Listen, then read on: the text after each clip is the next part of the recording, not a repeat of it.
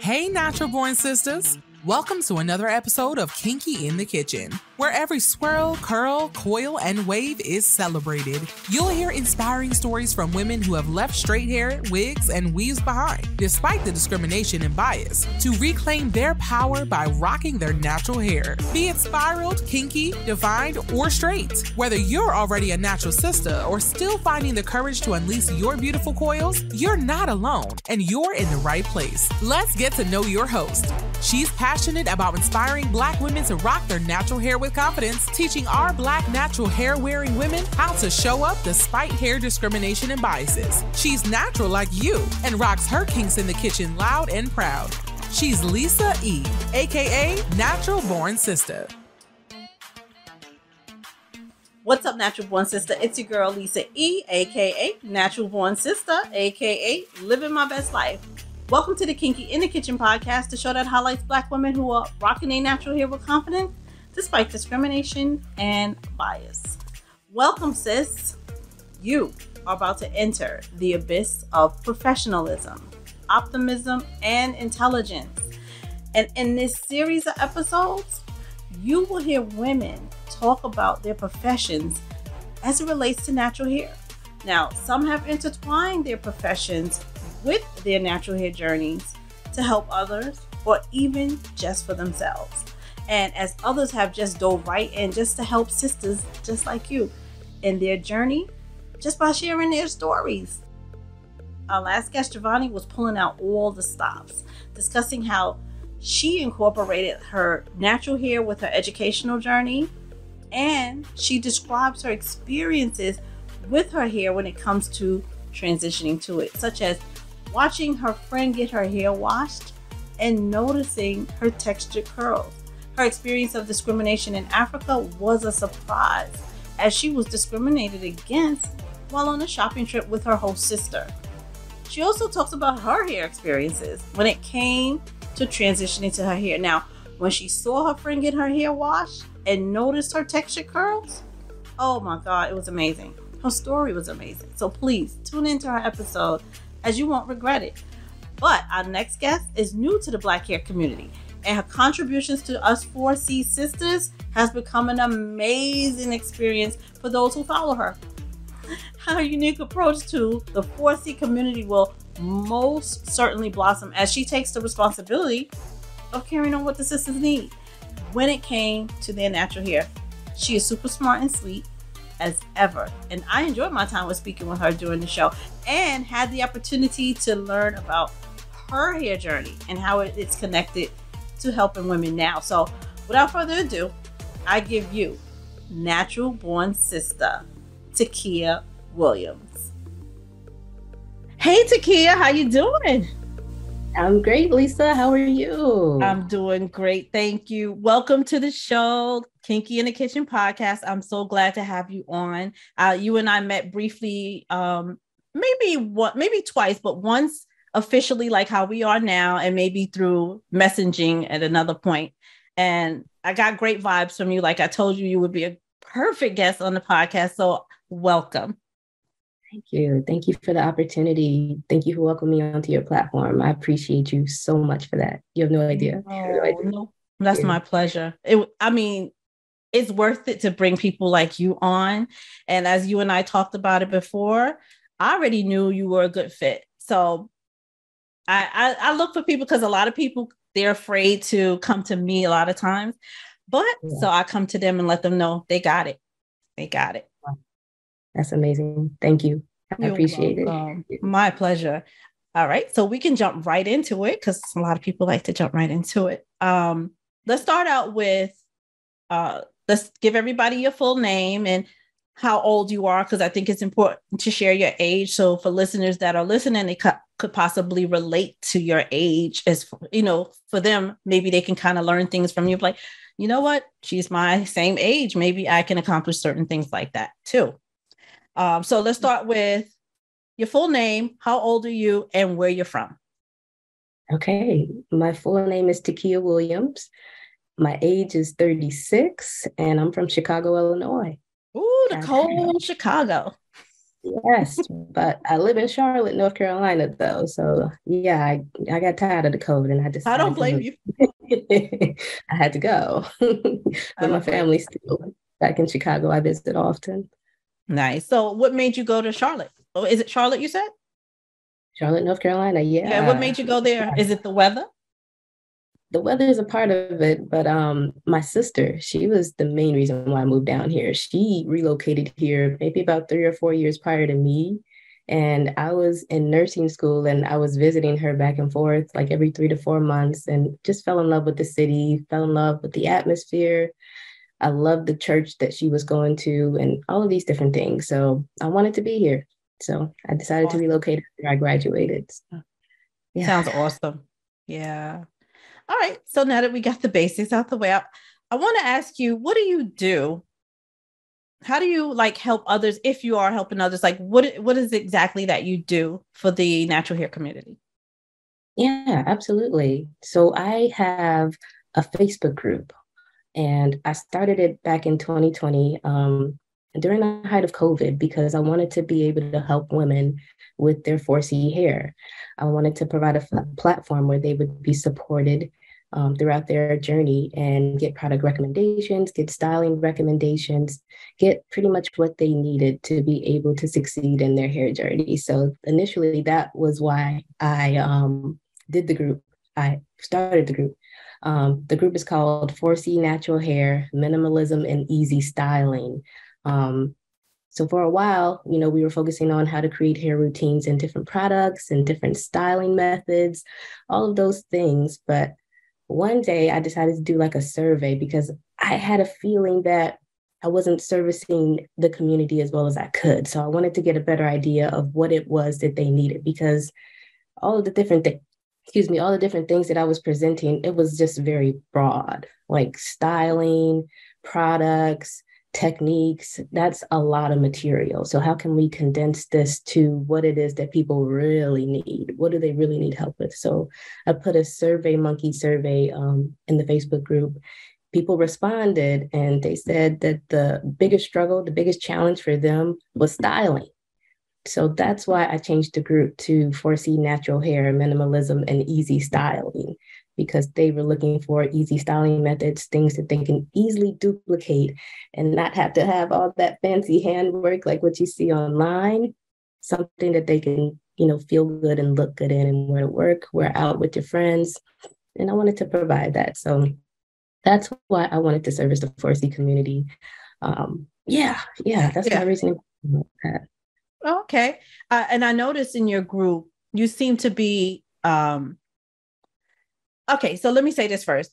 I know like most groups, they're very loose with not loose, but people are just posting like pictures of themselves, like their hair promotions and things like that. To me, when I go to your group, I feel like it's more professional and organized. And after hearing what you did, because it sounds like you really care, you want to give the people what they want. And I feel that when I come to your group. Was that something that was taught to you, or that's something you just like, you just have this mind where you could just think of the things to make things more better? I think it's a little bit of both. I mean, I'm always thinking of how I can make things better and make it the information more consumable for people and, presenting value because I don't want people to be in the group just to be in a group. People are a part of a lot of different Yes. groups that don't offer them any value. I didn't want my group to be like that. So let me ask you what it is that you need so that I can supply that need and offer you the value that you're looking for so that you can have a better experience with your hair. Because ultimately, I have not always had the best experience with my own hair. And I didn't want this group. I didn't want people in this group who have the same experience as me to be in this group and still having that same experience. I want to be different and provide them with the value that they're looking for. So yeah, it's definitely noticeable in that regard because, like I said, I go to groups all the time, and when I go to yours, I don't get that same thing. And then there's just people that just come around just to post a picture, and they probably never come back, so they're really not getting anything out of it. They just want to post a picture. So good jobs to you. I'm so impressed with that. Thank you. I appreciate that. you said that, because that is exactly what I'm trying to do. And although I don't be feeling organized some days. Of course that's a definite. You will. I'm happy that what I feel is not what you receive. Right. So it doesn't show in the group at all. So it's good to hear. Kudos. So let's talk a bit about your personal hair journey and what that looks like for you. Maybe starting from when you were younger and up until now. Like, how did that progress for you? Yeah, absolutely. So I've always been like a really simplistic when it comes to my hair routine. Ever since I was a little girl, I would literally wear my hair in ponytails from the time I started doing my own hair, which was like 7 or 8. My mom started. Wait, hold on, Tequia. That's young. 7 years old. Shit. Okay, wait a minute. Why did that happen? I was an ambitious little girl. I mean, I wanted to do my own hair and have control over it. And I didn't like the way my mother did my hair pretty much. Okay. So I was like, let me just take that task from you and I'll do it myself, and I'll just make it more simplistic. Okay. So that's what I did. Although my mother, she still gave me perms and whatnot when she thought I needed one. But I kept it pretty simple. I wore ponytails and I did not have a routine. 90s baby, growing up in the 90s, natural hair, just, and what we know now about, moisturizing and sealing and product selection and whatnot did not exist during that time. Of course, yeah. At least I don't remember existing. No, it didn't. My mom, she would tell us, if your hair is dry, put some Dax on it. It was a product called Dax, which is pretty much petroleum jelly, and just put it on your scalp and that'll take care of all your dryness. And you can deep condition too, but we were deep conditioning with something called cholesterol. You ever heard of cholesterol? Yes, I have. Used it. You use it right now? No, not right now. I used it. Oh, you used to use it. Mm-hmm. Yeah. Didn't do nothing for my hair. And I just remember my hair just always being very stiff and dry. But still, I kept the routine simple of pulling it back and putting in a little scrunchie, brushing it with one of them hard beauty supply brushes, the beauty supply stuff brushes with the hard brushes, brush it back, put it in a ponytail. And I would just wear it like that, honestly. I probably washed it maybe like once a month, probably barely deep conditioned it. But my thing was keeping it simple because my mother was very structured, and she didn't like it when we would prepare for school on the morning of school. And she would want us to have our clothes ironed, have our hair done, our backpack and lunch, everything done the night before. So to avoid having to hear her mouth in the mornings and to be yelled at, we prepared the night before. So I would put my hair in a ponytail, slick it back, put some water on it, put my little do-rag on to mold it, and go to sleep, wake up, take the do-rag off. Would always have like a little line across my head. The lines. The line was like, it was there until like an hour into school, like literally. But I kept my routine simple. And I did so throughout elementary, middle, high school, even into college. And after college, that's when I started to transition into natural. But even when I think about it now, instead of doing ponytails, I can't really put my hair in a ponytail, but I did buns, like low buns, where I'd pull my hair back with an elastic band. And that was my version of the ponytail that I wore for years. And again, I'm keeping my routine simplistic because I've been a registered nurse for the past 14 years. And, I don't want to have to do a lot to my hair in the morning. So I have to be to work at 6:45 in the morning. So simplicity has always been my thing from a very young age. I can say that with certainty. That's good. And I can't tell that you're simplistic when it comes to your hair. Your hair has nice definition. I love your styling, how you do it. And I remember seeing a video on your group where you showed us, what was it you were showing us how to do? Oh, your routine. Showing how you just do I was like, wow, I want to do that. But again, everybody here is different. Like, I can't do what you do for your hair. I actually did an episode on that where I was explaining that you cannot get recommendations from comments. You can't do that because everybody here is different. If you're getting comment recommendations and you try it, there's that possibility that it may not work. Okay. Yeah. And all you're doing is wasting your time and money. And I also said that the best way to find out what's best for your hair is to have somebody look directly at your hair, someone like a trichologist or something to that effect. This way you'll know exactly. Now, people can make recommendations all day. I'm not saying that they shouldn't, but if you're going to try something, just make sure your expectations are not, oh, it worked for her, it's got to work for me. So you have to get that out of your mind. Yeah, absolutely. And I completely 100% agree with that, because we live in the age of YouTube University. And even I indulged in that. I indulged in that for many, many years. Was a product junkie, was buying all kinds of tools and putting food on my hair, avocados and eggs. I don't know why I was doing that, but I did it because I saw somebody else doing it. And I saw the results that she had, and I thought that I would get those same results and my hair would look the same way. And when it didn't happen, it was just disappointing because I still didn't know what I needed to do with my hair to get it to look in a way that I was confident in wearing. So yeah, I mean, I'm all for people going out and educating themselves about their hair, but I think it's important to pay attention to who you listen to, definitely.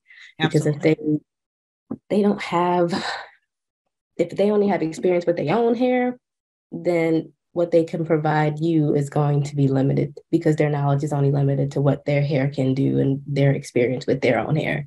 I think it's important to lean on professionals. I've come across a lot of different platforms, professional platforms, and I've learned a lot about my hair through these platforms. And I know a lot of people don't have a lot of good things to say about professionals these days, and there are some bad ones, and I've come across them, but there are some really good ones too. They are. And once you find a good one, you can really learn a lot about your hair and how to manage it and how to get it to behave and perform in the way that you need it to feel confident wearing it. Right. So, yeah. And going back to what you said with YouTube, and I remember my experience with YouTube. So my story is basically, I stopped wearing chemicals in my hair when I was like 32 years old, but I never exposed my tresses. I always kept them under a wig, or I would wear braids or a wig. I just really became natural a little over 2 years ago. So I started watching YouTube videos. I'm like, well, I didn't know what to do. This whole natural thing is very new, still very new at that time. And I still think even now it's new, but it's more popular than it was back then. So I went to YouTube like everybody does.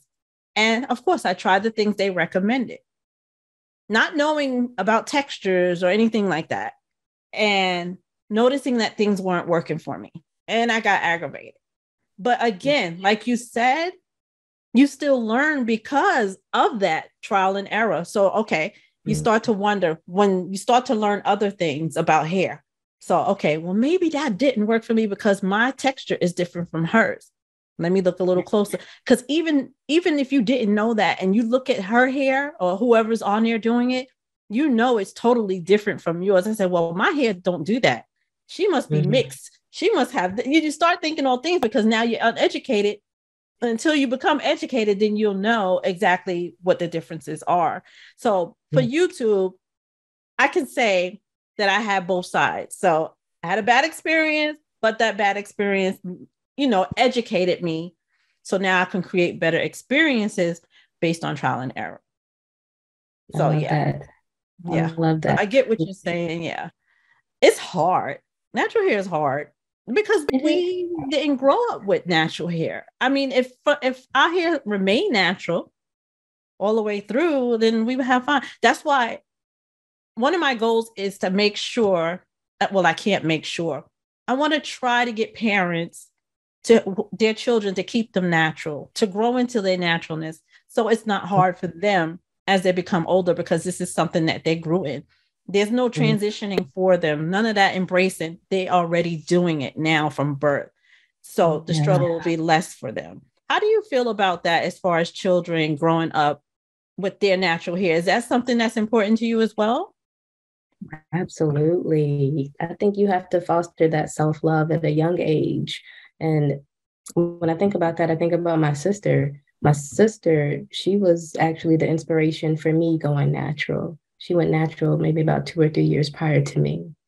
And I remember her having a conversation, me and her having a conversation about how she wanted to start wearing her hair a certain way because she didn't want her daughter, my niece, to feel like she had to wear her hair in a certain way or just have issues with self-acceptance and feeling like she has to assimilate or look like her friends because she does go to a primarily Caucasian school.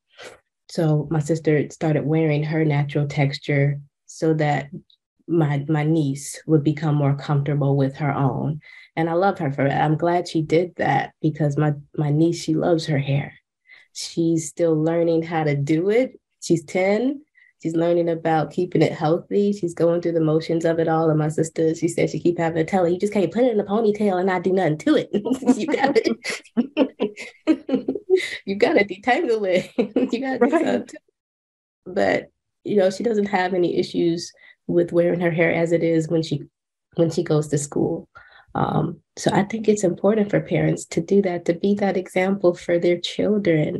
We got to start fostering that individuality and that self-love, that self-acceptance at a young age so that hopefully they won't have as many issues with it growing up, because a lot of us, we did growing up. That's why a lot of us are adults and transitioning into our natural texture and just coming into accepting it, because we didn't have that encouragement and that acceptance of our hair growing up. I didn't grow up in a household where it was valued.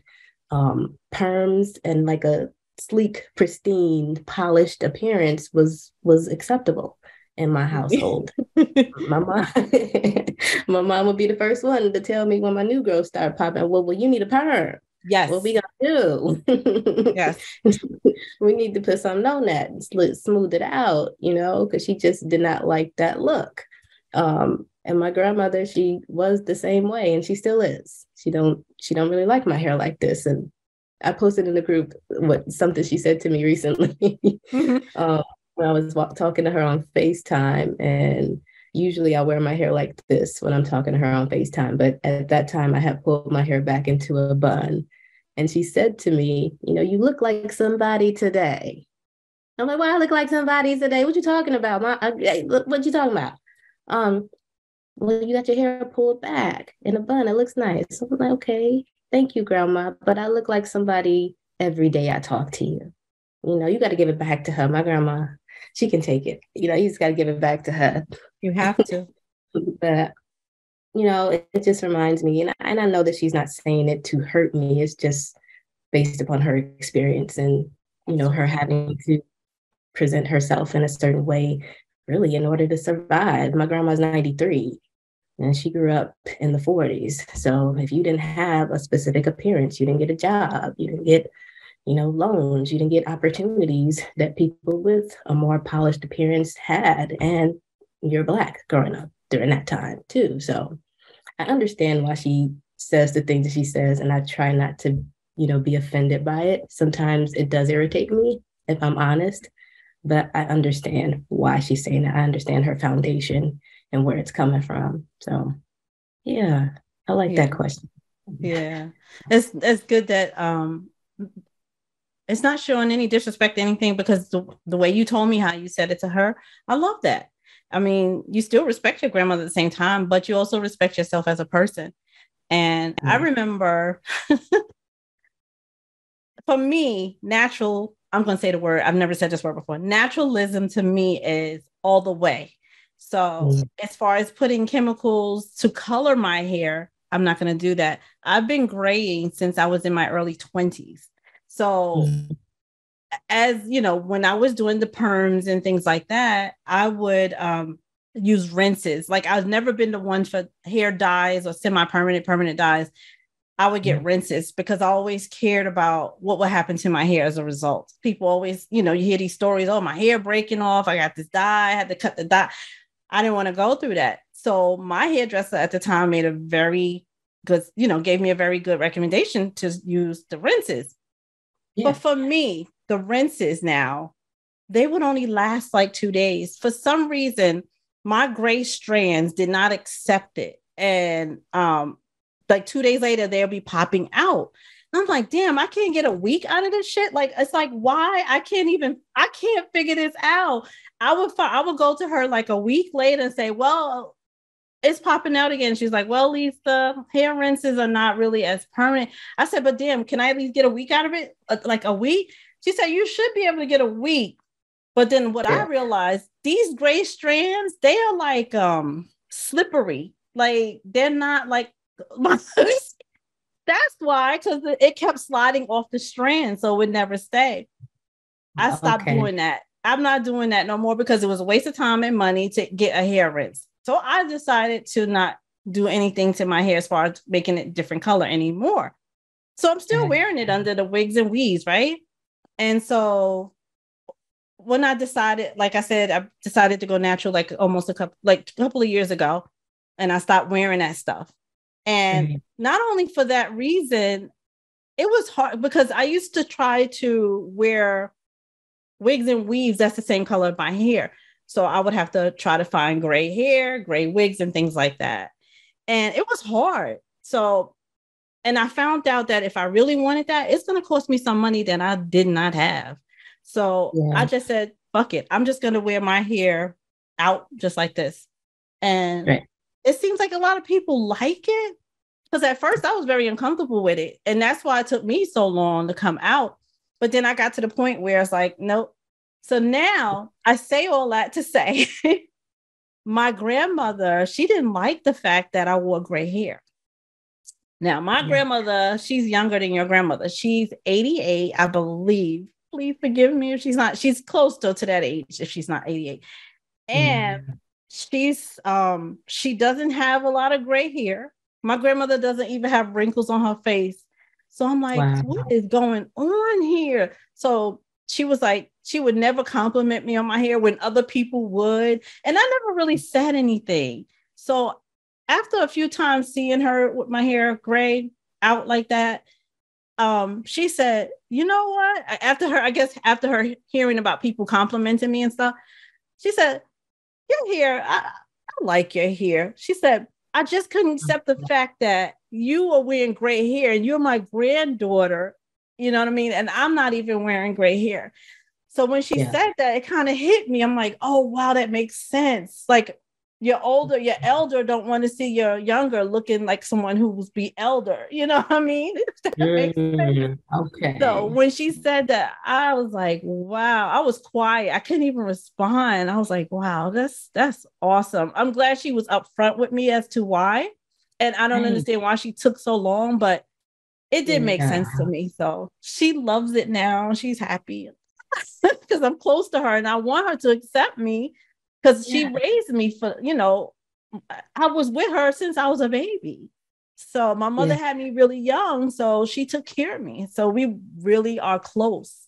So I love that. I love that you guys were able to, I love that she was able to be vulnerable with you in that moment. And I know it took her many, many years to do so, but it sounds like she just wanted to, I guess, protect you. I feel like from that, she just wanted to protect you. She probably didn't want to hurt you either. So I feel like she might have, held it from you or withheld it from you out of love. I just think it's beautiful. I also think it's beautiful that the more you came into yourself and the more you decided to accept your gray hair you allowed other people to be more vulnerable too, including your grandmother. Yes. I think there's power in that too, just accepting our own vulnerabilities and the things that we ourselves are just really self-conscious about and that we even want to hide. When we share that and open ourselves up to it, we allow other people too to open themselves up to us and to share their heart and to share their vulnerabilities and just to connect.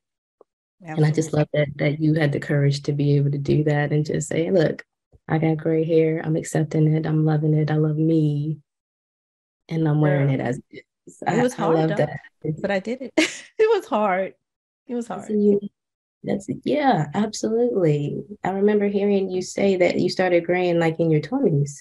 Yep, in my early 20s. Like I noticed I started graying like about 22, 23. And it just kept going on from there.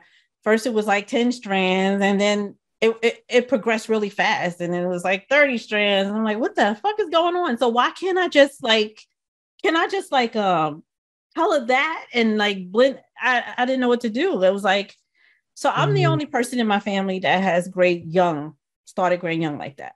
If you look at my family, nobody really is great, including my grandma, but my mother, she is.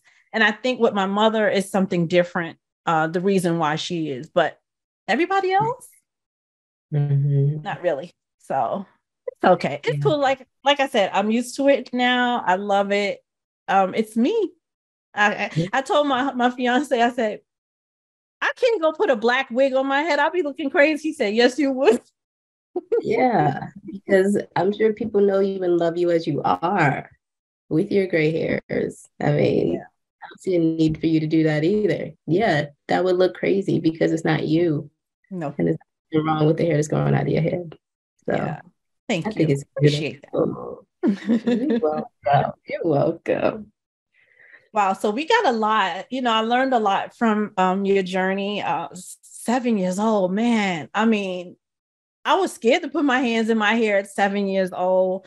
And I want to go back to something, because when you were talking about new growth and how your mom liked to make sure you had the perm and, got your touch-ups and things like that. Yeah. I'm on the same fence as your mother, because I used to think that you couldn't go outside unless your hair was done. Like, I thought it was a crime. I thought I couldn't go outside. And because that's the way my grandmother made me feel, because she did my hair growing up. Like your mother did yours, my grandmother did mine. And I just felt like, okay, mommy, I call her mommy. I was always ready, because I didn't go outside if I couldn't go outside like that. I thought I would be in trouble or something. So yeah, I understand that, what your mother was going through with that. And it's something that from back then that stems from when they were growing up. And like you said, how we had to keep our hair a certain way back then in those years. It's very understandable. But I'm glad now we're in a different time where we can move forward and possibly get through with our natural hair, especially having organizations like the Crown Act that kind of helps us through. And like I said, I want to talk to kids, and I want them to understand and know that you're going to have issues when you go into your adulthood. It may not have been bad, as for us now, but for them, they're going to have issues. And you want to let them know that they are, and you want to show them how to address those issues when they come in front of them.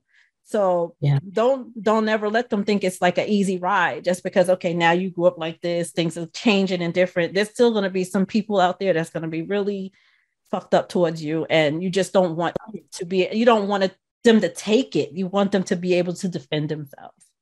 So absolutely. Yeah. And that's what goes back to our previous question about just instilling that self-confidence in your children at a young age, as young as you can get it. Build them up. I don't have kids, but my niece and my nephew and my goddaughters, I just try to just love on them and love them as they are and tell them you're incredible the way that you are. I love your personality. I love the way your hair curls. I love the way you walk. I love it when you come and sit and talk to Tequia. I love being with you. Just letting them know that, so they don't feel like they have to be or behave like somebody else in order to get acceptance. I mean, start young as you can, just absolutely. Yeah. I love that. I love that you do that with your niece and you said your goddaughter. That's awesome, because a lot of people don't do that. So I applaud you for doing that.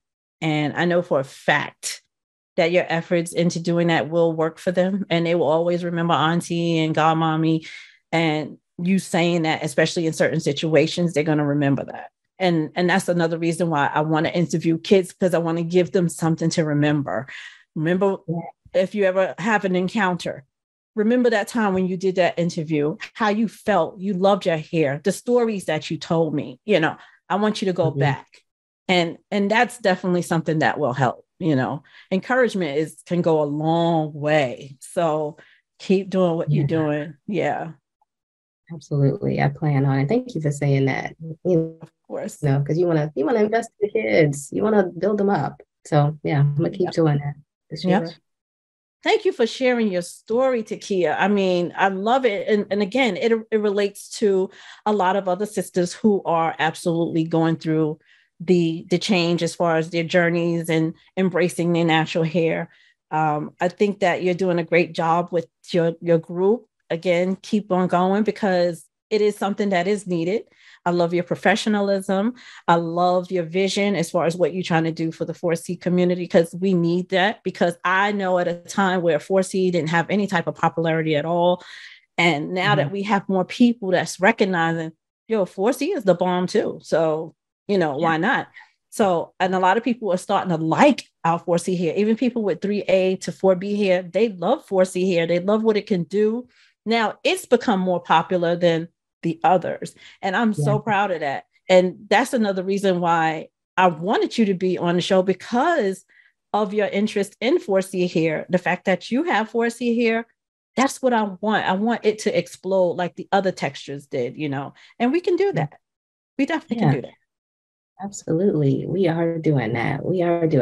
Just by definitely using these different platforms, your platform, Facebook groups, YouTube channels, Instagram pages. There are so many different platforms that empower 4C women that you can tap into really to learn about your hair, to empower yourself, because you do have beautiful hair, no matter what anybody is telling you. That's right. You do have beautiful hair.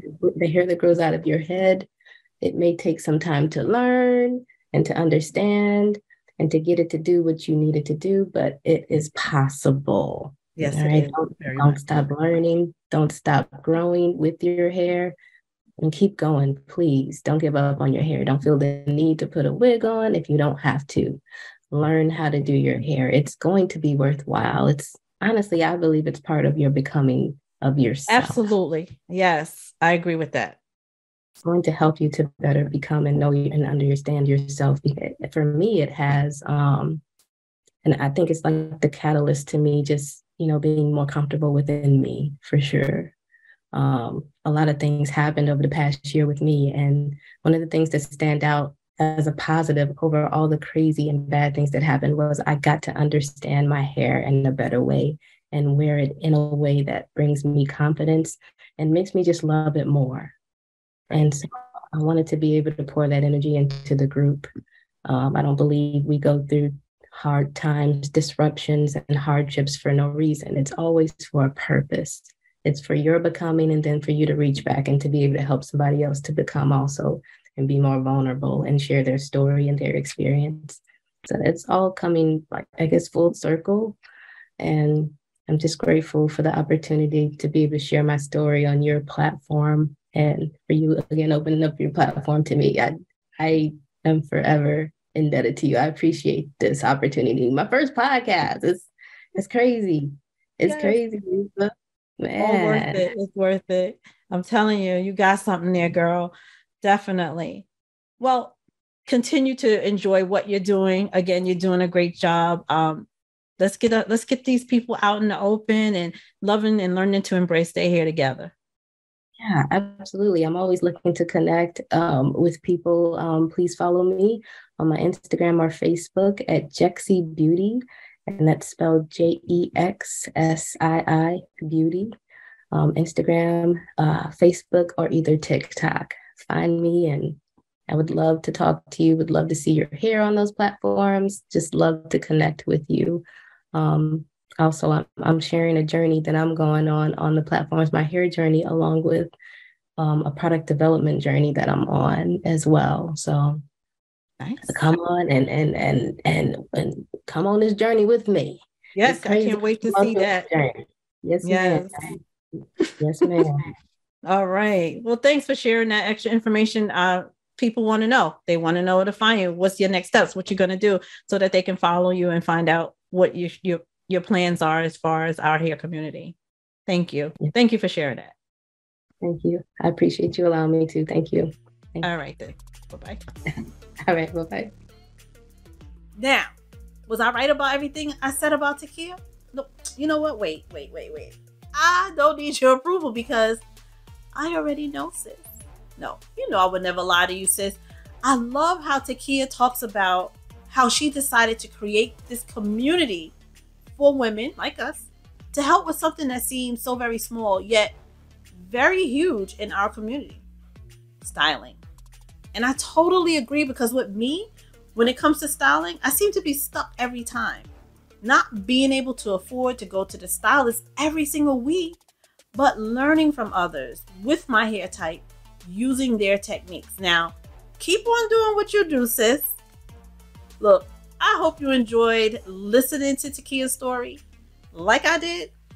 But if you have any questions for her, hit her up on Facebook at Tequia Williams. And Tequia is spelled T as in Tom, EQUIA. And her Facebook group at Natural 4C Hair, Minimalism, and Easy Styling. And Tequia has chosen the Not Approved t-shirt. Now this T is clever in its play on words. It's simple, but it says a lot. In creating these words for these tees, they each have a special meaning. And when one is selected by a guest, it confirms that they make sense, sis. And for those who purchase them, also get my concept of voiced apparel. Now, 2 words on the tees can say it all. And the purpose of these t-shirts in this line is to help instill confidence for those who are either new into wearing natural hair or have been true to the game for some time and still want people to know how they feel about rocking a natural hair in confidence. So, no matter what side of the fence you're on, there's a tee for you at Natural Born Sistah. Get you one, sis. You'll see what I mean. And don't forget, we're bringing you kinky content in the kitchen every Wednesday on your favorite cast, and on Thursdays, YouTube. Stay up, sis. That's all for today. What feelings are you left with? Do you have questions, thoughts? DM on IG at Natural Born Sistah and let's talk about it. Oh, and don't forget to leave us a rating on Apple Podcasts and Spotify. They really help us grow and reach more women who need company on their hair journey. We'll chat it up next week.